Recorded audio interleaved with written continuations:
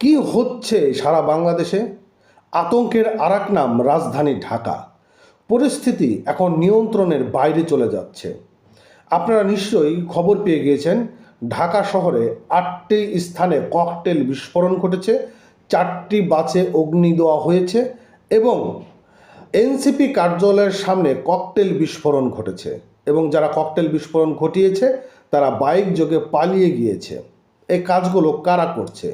এর পিছনে কি কোনো ষড়যন্ত্র লুকিয়ে রয়েছে, নাকি অন্য কোনো ঘটনা রয়েছে? নিশ্চয়ই আপনারা বিষয়গুলো মন্তব্য করে জানাবেন। আমরা ফেসবুক, ইউটিউবের কমেন্ট বক্সগুলো চেক করছিলাম, সেখানে আমরা বিভিন্ন জনের বিভিন্ন মতামতগুলো আমরা লক্ষ্য করলাম।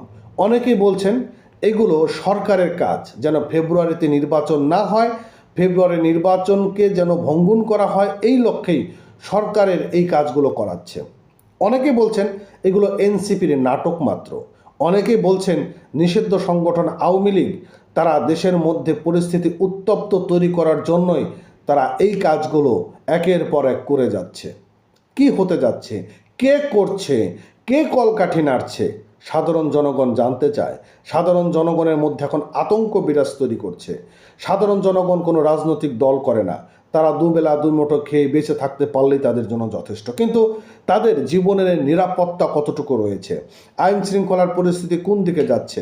বন্ধুরা, কালবেলা পত্রিকা একটা নিউজ প্রকাশ করেছে, আমি যদি আপনাদেরকে সেই নিউজের কিছু অংশ শোনাই আপনারা বিষয়টা বুঝতে পারবেন। বলছে রাজধানীর 8 স্থানে ককটেল বিস্ফোরণ ও 4 বাসে আগুন দিয়েছে দুর্বৃত্তরা। এই ঘটনায় হতাহতের খবর না পাওয়া গেলেও আতঙ্ক দেখা গিয়েছে অনেকের মাঝে।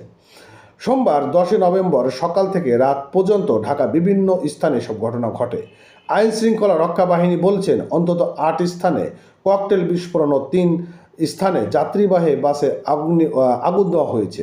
এর মধ্যে সকালে মোহাম্মদপুর মৎস্য ও প্রাণীজ উপদেষ্টা ফরিদা আক্তার ও কবির ও চিন্তক ফারহাদ মাজার খাদ্যপণ্যের প্রতিষ্ঠানে প্রবর্তনার সামনে ককটেল ছোড়া হয়। এছাড়া সকালে ধানমন্ডির 2 স্থানে এবং মিরপুরে গ্রামীণ ফোন কার্যালয়ের সামনে ককটেল বিস্ফোরণ ঘটিয়েছে এবং এনসিপি কার্যালয়ের সামনেও ককটেল বিস্ফোরণ ঘটিয়েছে।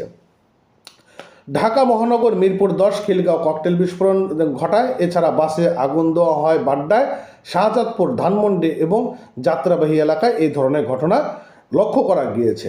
অর্থাৎ এখন আমরা বিষয়টা পরিষ্কার হতে পারছি না।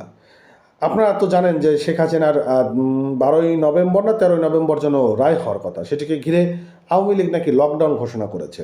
এই কার্যকলাপ কি তাহলে আওয়ামী লীগ করলো, নাকি যেহেতু আওয়ামী লীগ এরকম একটি ঘোষণা দিয়েছে, এখন এই মুহূর্তে কোনো একটি গোষ্ঠী এই কাজটি ঘটিয়ে নির্বাচনকে পেছানোর পাশাপাশি যেন আওয়ামী লীগ যে সকল নেতাকর্মীরা রয়েছে তাদেরকেও গ্রেপ্তার করার একটি কার্যকলাপ চালাচ্ছে, নাকি আওয়ামী লীগের কাজগুলো করছে, নাকি কোনো একটি গোষ্ঠী করছে, সেটি আমরা এখনও পরিষ্কার হতে পারছি না। আমরা পরিষ্কার হতে চাই। সরকারকে বলবো আপনারা বিষয়টা পরিষ্কার করে দিন, কেননা আমরা সাধারণ জনগণ আতঙ্কের মধ্যে থাকি। ভালো থাকেন। নিশ্চয়ই আপনি যদি এতক্ষণ আমাদের ভিডিওটি দেখে থাকেন, আমাদের চ্যানেলটি সাবস্ক্রাইব করে রাখবেন, পেজটি ফলো করবেন। ধন্যবাদ।